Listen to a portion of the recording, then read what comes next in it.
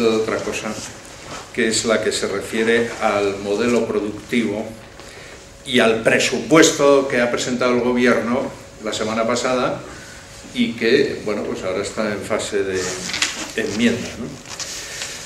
Bueno, el argumento fundamental, ya lo ha señalado Luis antes, es que nosotros tenemos una economía poco competitiva en el plano internacional. Esto nos conduce a tener que importar mucho más de lo que exportamos en bienes y servicios y, bueno, hemos ido acumulando un déficit creciente en ese sentido que en este momento llega a la 10ª parte del Producto Interior Bruto. Esto es como si nos comiéramos todos los años 100.000 y pico millones de euros sin producir absolutamente nada, esperando que alguien nos lo financie desde el exterior. Nuestro problema en este momento consiste en que no hay nadie que quiera financiar eso. Y como no hay nadie que quiera financiar eso, ya no nos podemos comer los 100.000 millones de euros y tenemos que ajustarnos a la baja en la actividad económica y en el consumo, en fin, en la producción, en todos esos elementos. ¿Cómo se solucionaría este problema? Pues evidentemente logrando una mayor producción que se pueda proyectar internacionalmente a través de las exportaciones y también unos mejores servicios que se puedan vender en el exterior. De tal manera que necesitamos modificar nuestro sistema productivo para justamente lograr o tratar de lograr ese equilibrio. Bueno, ¿cómo puede actuar el Gobierno en esta materia? Pues en este momento el Gobierno solo puede actuar en esta materia a través de la política presupuestaria, porque cuando teníamos la peseta se podía actuar a través de la política monetaria.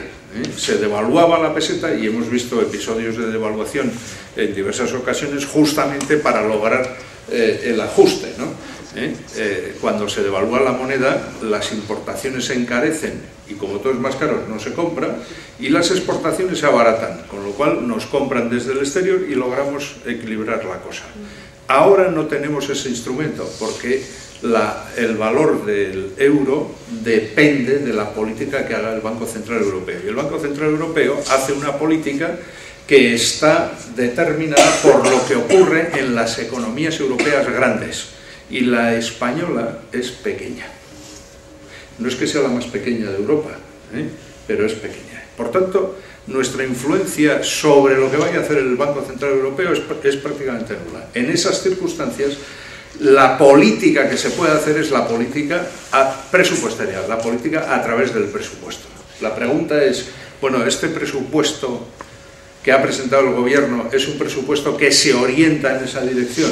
Y creo que la respuesta es muy clara al respecto, es no. Y es no por 3 motivos fundamentales en mi opinión. El primero de ellos es porque, contra lo que dice el Gobierno, me he traído el libro amarillo que hace el Gobierno para decir cómo es el presupuesto y tal, y una de las primeras cosas que dice, presentamos un presupuesto austero. No es verdad, no es un presupuesto austero, y no lo es porque deliberadamente ese presupuesto contiene una estimación de ingresos claramente sobrevalorada. El Gobierno está convencido de que va a cobrar, ya no me acuerdo la cifra, pero en fin, la podríamos buscar, algo así como 7.000 y pico millones más en el impuesto, o 5.000 y pico millones más en el impuesto sobre la renta. Pero ¿cómo va a ser eso posible si tenemos más desempleo y probablemente ajustes salariales importantes? Esto es completamente inviable, ¿no? El Gobierno dice también que las cotizaciones a la Seguridad Social van a aumentar pues algo así como el 6 o el 8% la recaudación, ¿no? Cosa que es también completamente inverosímil, ¿no? Y es inverosímil porque está aumentando el desempleo y al aumentar el desempleo disminuye la población activa. Esto es algo que conoce cualquiera que se dedique al análisis, en fin, global de la economía, ¿no? Y en consecuencia habrá menos afiliados a la Seguridad Social y se recaudará menos, ¿no? Quiere decir esto que el Gobierno ha inflado los ingresos en el presupuesto y en consonancia con esos ingresos inflados ha programado un gasto que no crece excesivamente sobre el año anterior, pero que es excesivo con relación a los impuestos que se van a poder impuestos y cotizaciones que se van a poder recaudar efectivamente el año próximo. Y de ahí viene esa previsión de que el déficit público, en vez de ser el 1,5% del Producto Interior Bruto que dice el gobierno en sus presupuestos que va a existir, superará seguramente el 3% del Producto Interior Bruto.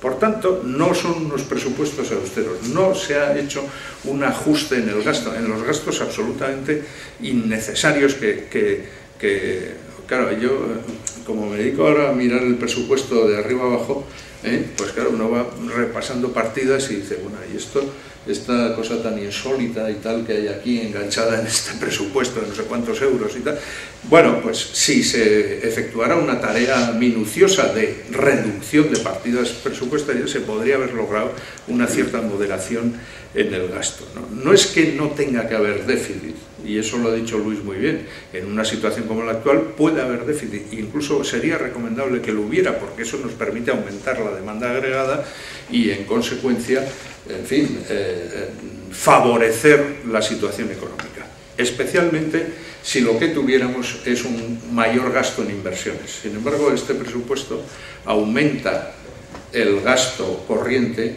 pero disminuye el gasto en inversión. Lo disminuye con respecto al presupuesto del año pasado, en términos nominales. Bueno, esto lo que quiere decir al final es que el gobierno va a emitir deuda pública, bastante más de la que yo he calculado, unos 8.000 y pico millones más de los que señala el presupuesto, competirá con las empresas por el crédito, por el ahorro para esa deuda y consecuentemente en una situación como la actual donde hay problemas de liquidez, pues justamente lo que hará es aumentar esos problemas. Este es el primer motivo por el cual no me gusta el presupuesto. Segundo motivo, porque además las políticas que se han diseñado no van al núcleo fundamental de la cuestión, que es modificar el sistema productivo para hacerlo más competitivo. Voy a señalar simplemente cuatro ejemplos que están en el presupuesto. Educación, clave para la formación del capital humano que requiere pues una economía cada vez más fundamentada sobre tecnologías más sofisticadas. El presupuesto de educación disminuye en términos reales, aumenta el 1 con no sé cuánto en términos nominales, como la inflación se va a comer ese 1 y pico %, pues evidentemente va a disminuir el gasto educativo. Primer punto. No digamos nada, en el presupuesto no hay la más mínima mención a mejorar el sistema educativo, simplemente hablo del gasto. Segundo punto, política industrial. Pues sí, aumenta notablemente, no me acuerdo ahora exactamente, creo que era el 19% aproximadamente el gasto en política industrial. Sin embargo, cuando uno entra en las tripas de la política industrial, que es una clave fundamental justamente para lograr industrias más modernas, más competitivas, más tecnológicamente más avanzadas, se encuentra con que dos tercios, 66% del gasto presupuestado para el año que viene en política industrial tiene que ver con políticas que se arrastran en España desde el comienzo del siglo XX, que llevan más de 100 años en vigor, y que se refieren a la minería del carbón, que durante el último siglo se ha sostenido con fondos públicos que se han ido tirando literalmente sobre la actividad minera. Se han desperdiciado completamente, no sirven para mejorar el sistema productivo. Otra parte de ese 66% tiene que ver con las políticas de reconversión industrial. Claro, todos nos acordamos, en los años 80, ¿no? A comienzos de los años 80, cuando empezó el tema de la reconversión industrial y todos creíamos que habían desaparecido, pues están ahí, con un montón de dinero. La construcción naval, que, por cierto, los primeros programas también de ayudas a la construcción naval son de principios del siglo XX.